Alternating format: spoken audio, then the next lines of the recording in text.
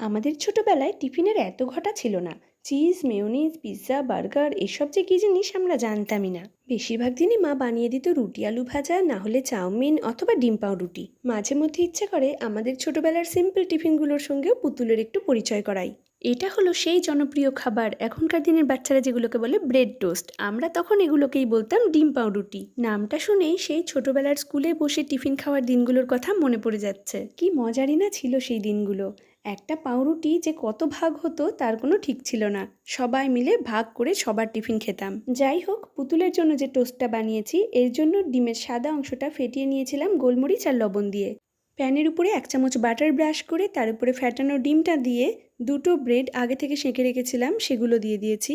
আর দিয়েছি সামান্য একটু চিজ গ্রেট করে। দুটো পাউরুটিকে মাঝখান থেকে 3 কোনা করে কেটে দিয়েছিলাম। একটু সসও দিয়েছিলাম, আজকে ডেকোরেশনটা ভালো হয়নি। আর দিয়েছিলাম দুটো আপেল আর 1 বোতল জল তো আছেই।